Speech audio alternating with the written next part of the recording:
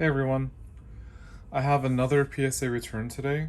Um, this one was part of the February $15 special, um, but I think I actually sent this during March because it extended.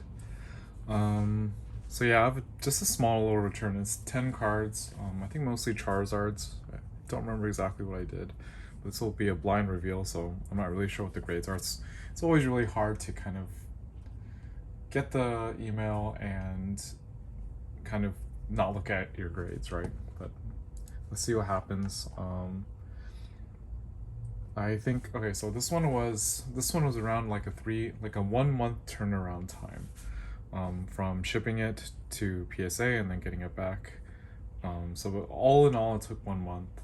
Good thing is that PSA is kind of like their turnaround times are really good now. I'm not sure how many people are grading now. I think it's less and less people because prices are kind of bottoming out. There's always newer things coming out now too. Like Pokemon just keeps creating more sets too. Because right now they're on the Scarlet and Violet set.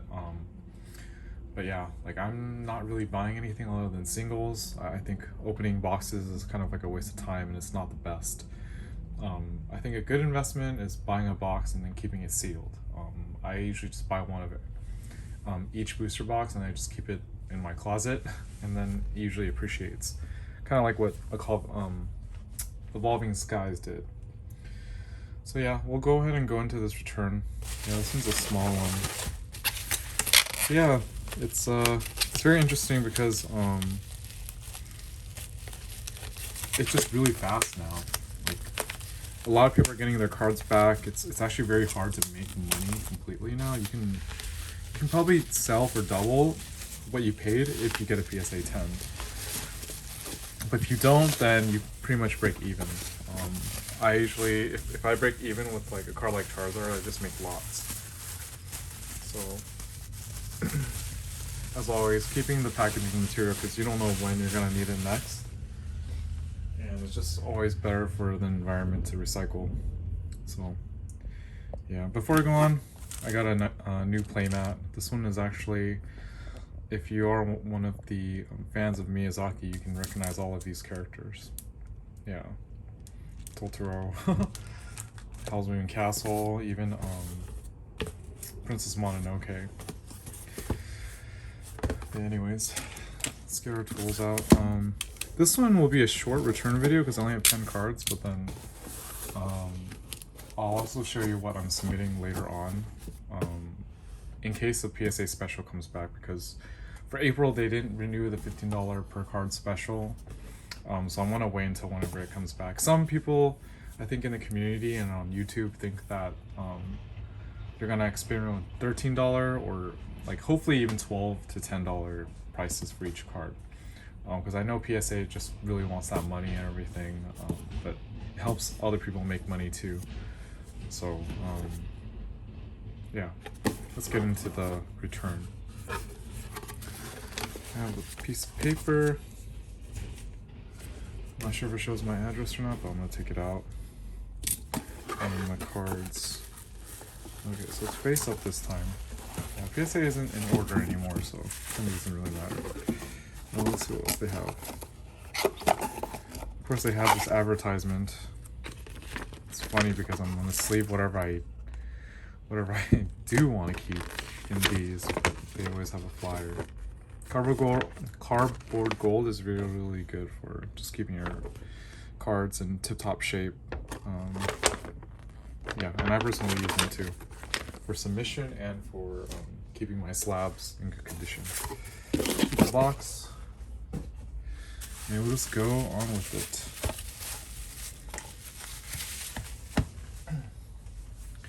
Okay, let's see what I got. First card. Good centering on the back. Well, actually, no. Centering's not that great on the back, but it doesn't matter too much.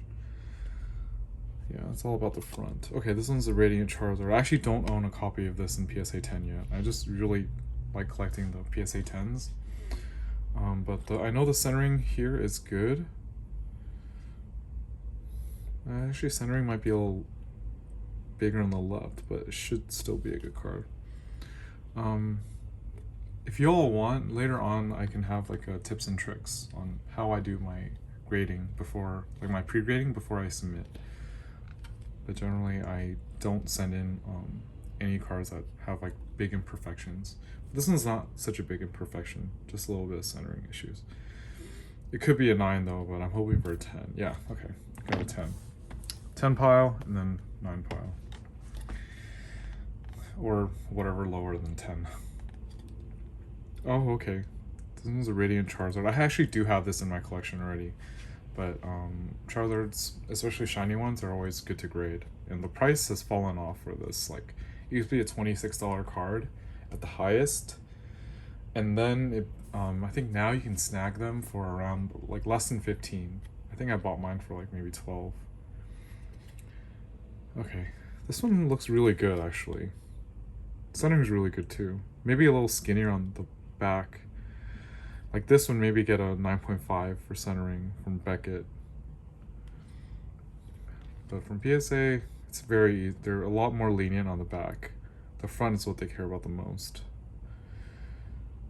Yeah, hopefully it's a 10.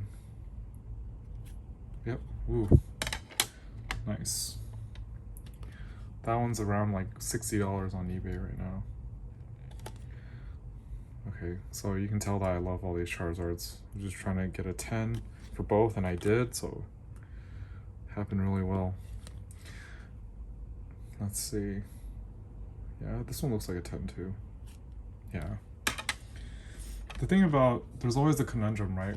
Right when a set comes out, you want to kind of, because obviously when the set comes out, everyone wants to open the packs, and then all the cards are usually in tip-top shape unless they have some factory defect.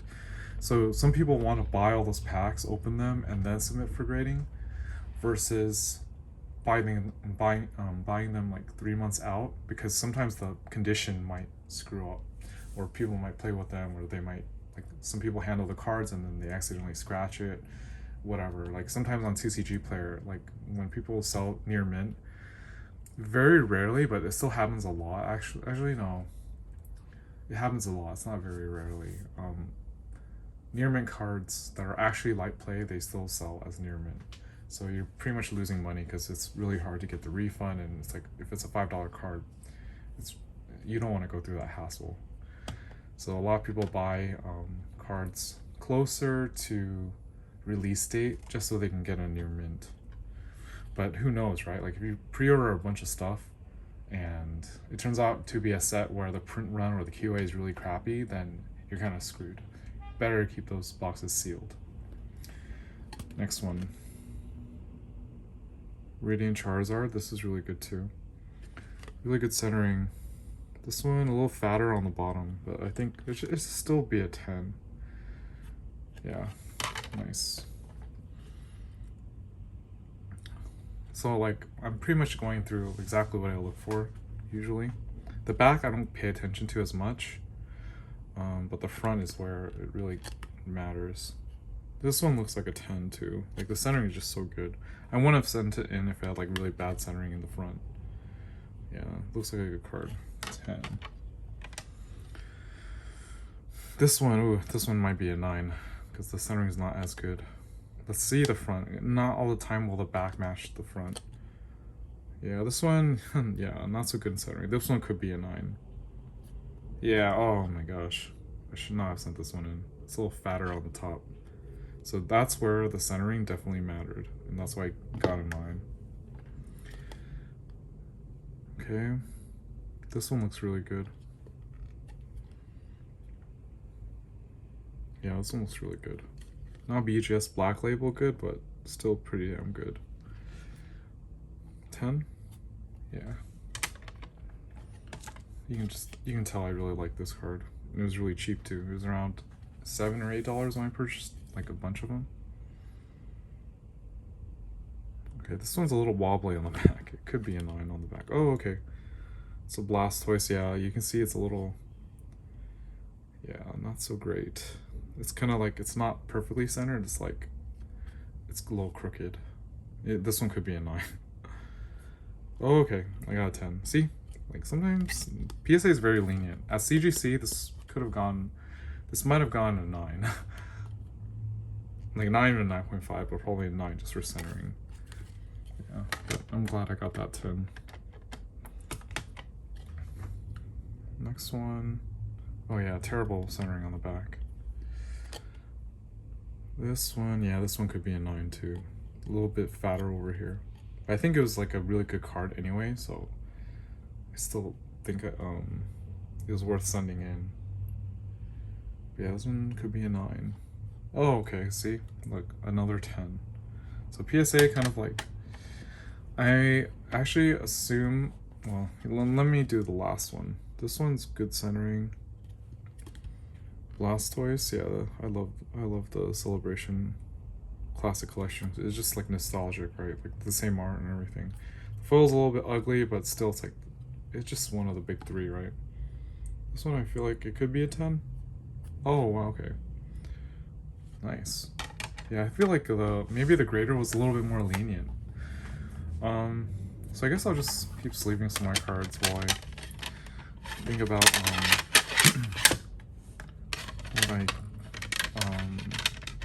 what else there is left to discuss.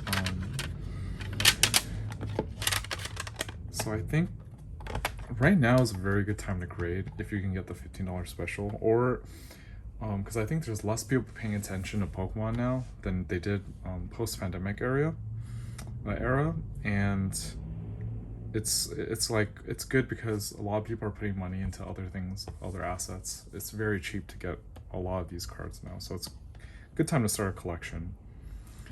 Yeah,